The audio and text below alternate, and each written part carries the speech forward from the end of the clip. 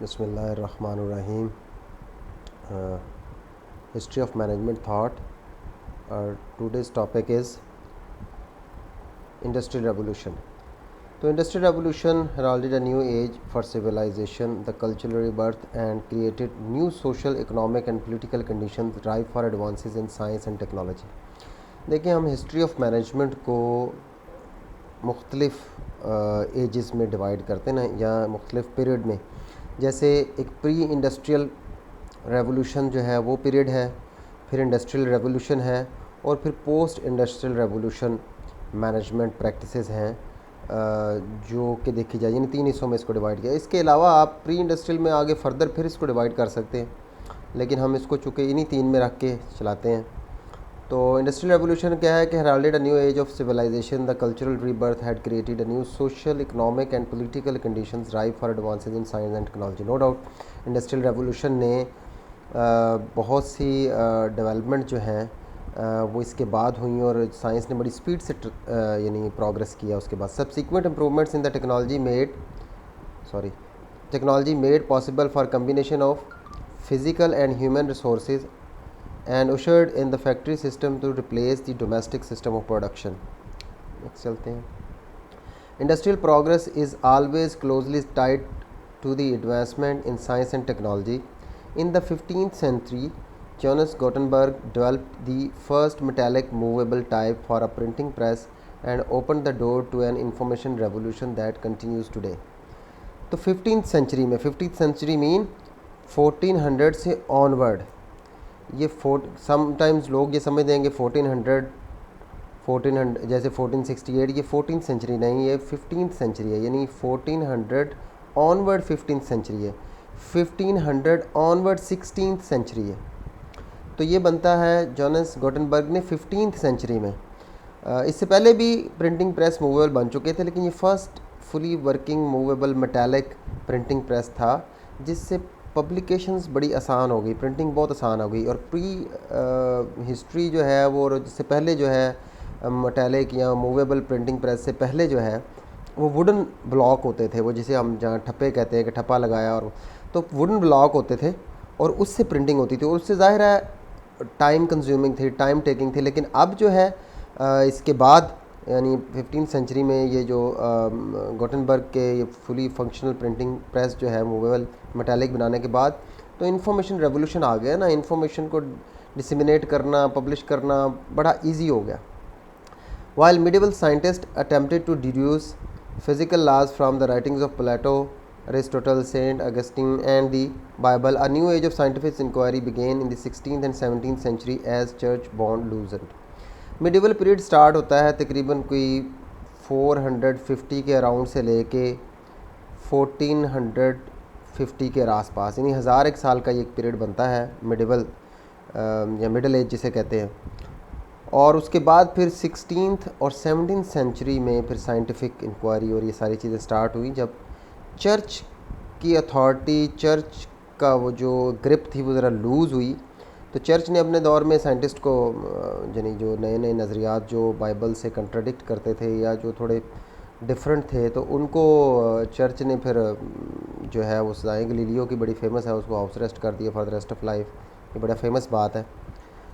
तो the age of reason, ये 16th to 17th century की बात हो रही है. The age of reason, the revolution in scientific thought was the product of such individuals as Francis Bacon, Copernicus, Galileo, William Gilbert, Harvey et cetera, Isaac Newton वगैरह, ये सब उस दौर के लोग हैं. The scientific revolution emphasise the spirit of observation and inquiry and establish the foundation for the technological revolution that was to follow. और उस दौर में ये ऑब्जर्वेशन का मेथड आया कि observation is a scientific method और उसके थ्रू नॉलेज गेन करना चाहिए. Ever since humankind began to improve methods of tilling the soil, making weapons and weaving cloth, there have been advancements in technology or the art and applied sciences of making and using tools and equipment. ज़ाहिर है जब से इंसान ने जब से ये काम कर रहा है तो अपने टूल्स और इक्विपमेंट में आहिस्ता आहिस्ता चीज़ें इम्प्रूव करती गई हैं, तो आज हम इस सिचुएशन पे पहुँचे हैं. नेक्स्ट है, the technology has been evolving and advancing for thousands of year, but a revolution came in late 18th century England that mark the beginning of advance in technology are more rapid technology more rapid than ever before. 18th century, late 18th century का मतलब बनता है तकरीबन 1780 90, कोई भी आप बना लें, ये ज़ाहिर है लेट 18th सेंचुरी 1718 में 80, तो ये लेट 18th सेंचुरी है जहाँ पे यानी एक्चुअल जो रेवोल्यूशन है वो फिर इससे ये जो इंडस्ट्रियल रेवोल्यूशन आया इससे स्टार्ट हुआ। The essence of the revolution was the substitution of machine power for human, animal, wind, water and other natural resources of power. Dean in been pointing the emergence of industrial revolution illustrated the difference between pre-industrialized and industrialized society। यानी ये जो industrialisation हुई इसमें क्या हुआ कि जो human, animal, wind power काम के लिए यूज़ करते थे उसकी जगह मशीन पावर ने ले ली। ठीक है, ट्रांसपोर्टेशन के लिए जैसे एनिमल को यूज़ करते थे, गधा, गाड़ी, घोड़ा, ठीक इसी तरह उसकी जगह रेलवे ने ले ली। ठीक है, इंसानों की जगह जो काम करते थे बहुत सारी चीज़ें इंसान खुद करता था, मशीनों ने ले ली, तो ये चेंज आया। तो डीन ने प्री इंडस्ट्रियलाइज्ड और इंडस्ट्रियलाइज्ड सोसाइटीज़ के बारे में क्या कहा है? Pre industrialized societies are characterized by low per capita income, economic stagnation, dependence on agriculture, a lower degree of specialization of labor and very little geographical integration of markets.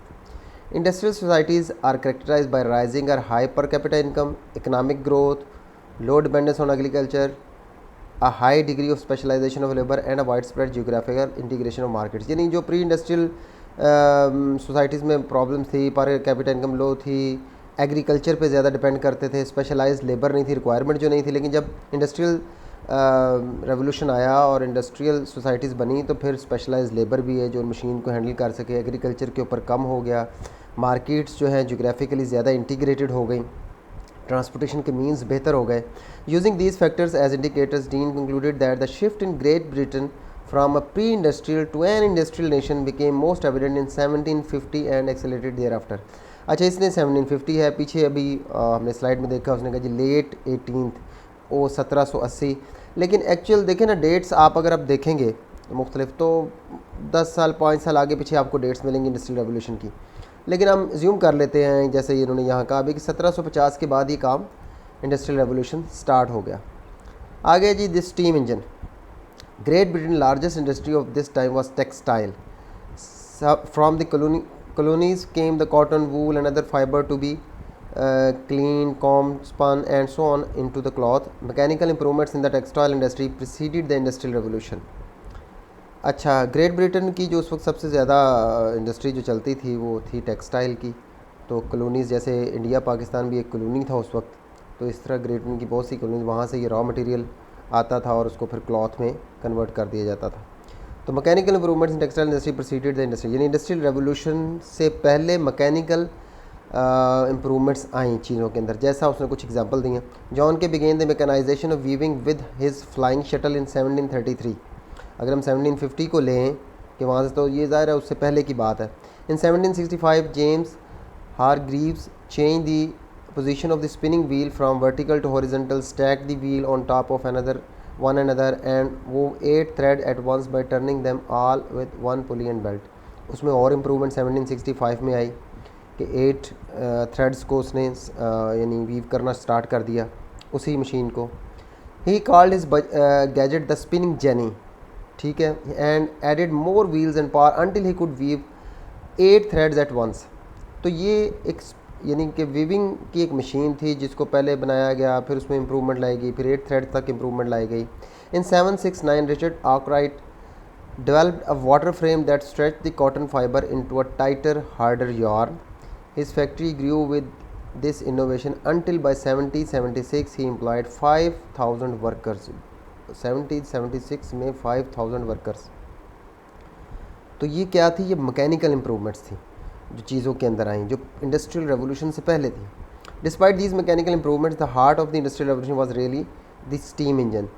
तो industrial revolution जो actually start होता है या जिसको कहा जाता है industrial revolution का जो मेन थिंग थी एट दैट टाइम, वो था स्टीम इंजन। स्टीम इंजन ने ऑल टुगेदर हर चीज़ को चेंज कर दिया। The historian Watt developed his first workable steam engine in 1765। James Watt ने 1765 में स्टीम इंजन बनाया, but financing and moving from the prototype to an industrial installation to 11 year.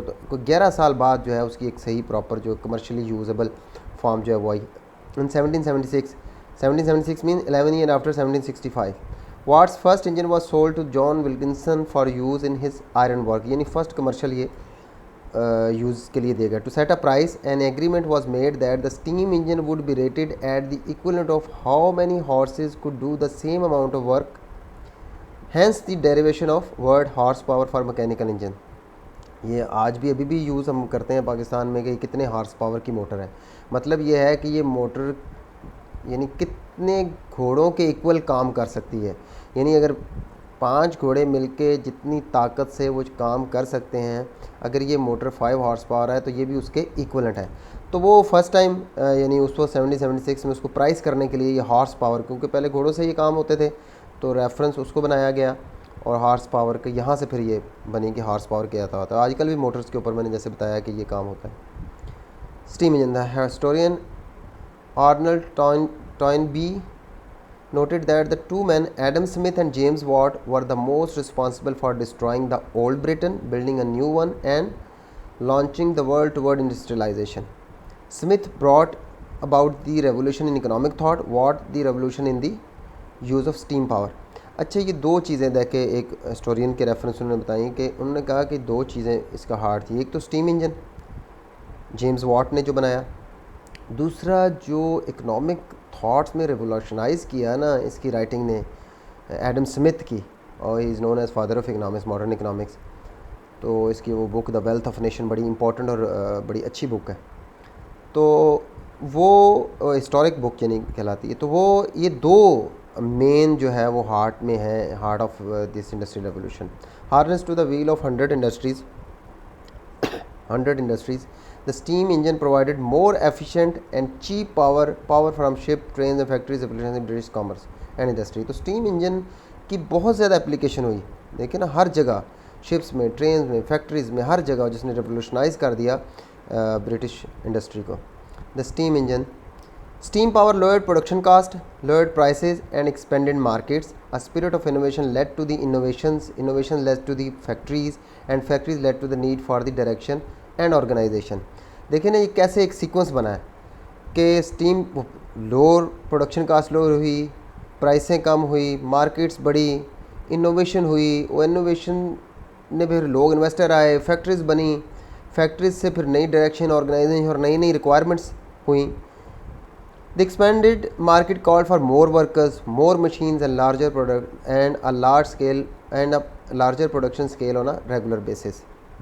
तो ये सारा किस वजह से था? जस्ट एक स्टीम इंजन की वजह से.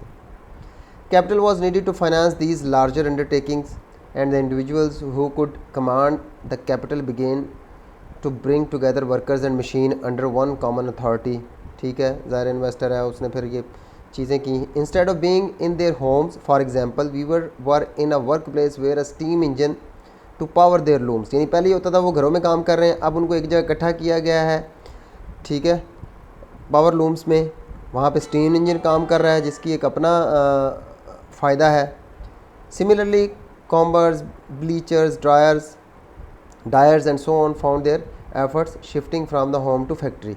तो क्या हुआ कि वो घर से फैक्ट्री के अंदर मूव हुए, ठीक है. As these workers came into the central workplace there was a greater need for monitoring and coordinating their efforts. ठीक है, जैसे वो पहले तो घरों में थे, अब ज़ाहिर एक सेंट्रल प्लेस पे आए काम करने, तो फिर सीक्वेंस भी बनाना है, चीज़ों को अरेंज भी करता है, किसने कौन सा काम करना है, किस वक्त पे कौन सा काम, ये सारी चीज़ों की ज़रूरत पड़ी. The factory system proceeded irregularly in various industries. But the new age of industrialization was evident. A new power source was perfected. A greater capital intensity was required. The need for directing and coordinating was paramount. Thank you so much. Allah Hafiz.